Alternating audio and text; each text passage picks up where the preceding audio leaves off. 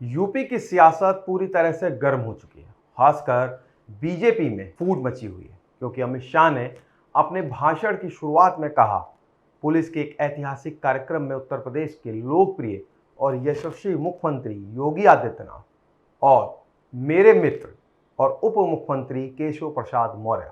बस ये मेरे मित्र वाला शब्द यूपी की सियासत में आग की तरह फैल गया।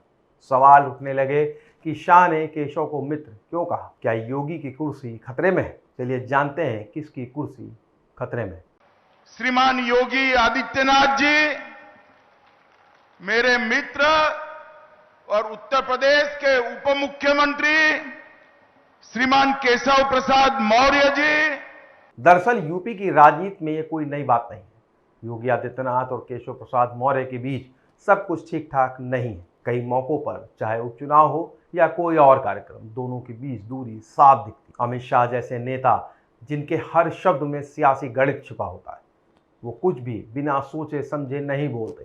केशव प्रसाद मौर्य को मेरे मित्र कहना सिर्फ एक तारीफ नहीं बल्कि एक बड़ा सियासी संदेश है। केशव यूपी में बीजेपी के बड़े ओबीसी चेहरे हैं। वो मौर्य, कुशवाहा, शाक्य जैसी जातियों का प्रतिनिधित्व करते हैं और यूपी की आबादी का करीब 8.5 हिस्सा है। 2024 के लोकसभा चुनाव में भी बीजेपी को यूपी में बड़ा झटका लगा है, जब 2019 की 62 सीटों के मुकाबले वो सिर्फ 33 सीटें जीत पाई।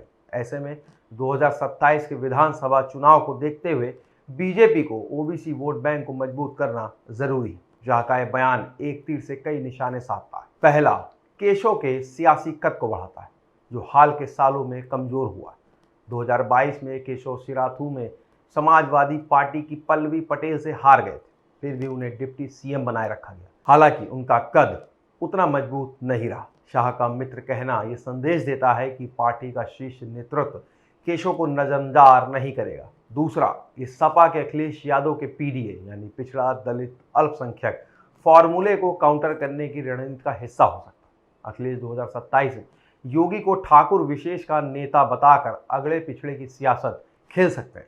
ऐसे में बीजेपी केशव जैसे ओबीसी चेहरों को आगे करके इस नैरेटिव को तोड़ना चाहती है। योगी की लोकप्रियता यूपी में ही नहीं, देश के कई हिस्सों में उनके समर्थक उन्हें भविष्य का पीएम मटेरियल तक मानते हैं। लेकिन 2024 के लोकसभा चुनाव में बीजेपी का खराब प्रदर्शन योगी के लिए कार्यशैली पर सवाल उठाता है। शाह के बयान से साफ है कि 2027 के लिए यूपी में जातिगत समीकरणों को मजबूत करने की रणनीति पर काम कर रही है। अगर जातिगत जनगणना का मुद्दा गरमाता है तो बीजेपी केशव जैसे पिछड़े नेता को और आगे ले जाएगी। और लोग तो ये भी कह रहे हैं कि शाह केशव को यूपी बीजेपी का प्रदेश अध्यक्ष बना सकते हैं या भविष्य में उन्हें और बड़ी जिम्मेदारी दे सकते हैं। 2017 में जब बीजेपी ने यूपी में प्रचंड जीत हासिल की थी, तब केशव प्रसाद मौर्य यूपी के प्रदेश अध्यक्ष थे और सीएम पद के बड़े दावेदार माने जा रहे थे। लेकिन हाईकमान ने योगी को चुना और केशव को डिप्टी सीएम से संतोष करना पड़ा।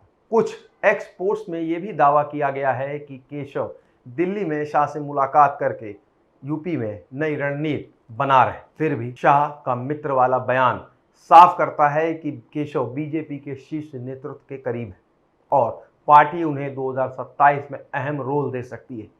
शाह के इस बयान ने यूपी की सियासत में कई सवाल खड़े किए।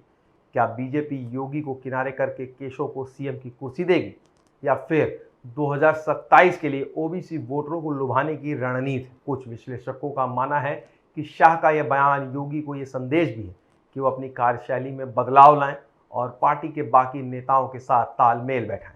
दूसरी ओर योगी समर्थकों को लगता है कि शाह ने केशव का कद बढ़ाकर योगी को कमजोर करने की कोशिश की। लेकिन एक बात पक्की है, शाह का यह बयान यूं ही नहीं था। ये यूपी की सियासत में एक नई हवा का इशारा है। 2027 का चुनाव बीजेपी के लिए बड़ा इम्तिहान है और शाह ने अपने शब्दों से साफ कर दिया है कि वो योगी और केशव दोनों को साथ लेकर चलना चाहते हैं। लेकिन जातिगत समीकरणों को ध्यान में रखते हुए अब सवाल ये है कि क्या केशव यूपी की सियासत में नया सूरज बनकर उभरेंगे या योगी का जलवा बरकरार रहे? ये तो वक्त बताएगा। अगर आपको लगता है कि शाह का मेरे मित्र वाला बयान और क्या क्या हलचल मचा सकता है तो हमें कमेंट सेक्शन बॉक्स में ज़रूर बताएं। इस वीडियो को लाइक करें, शेयर करें और चैनल को सब्सक्राइब नहीं किया हो तो आज ही करें। मिलेंगे एक नए वीडियो के साथ। नमस्कार।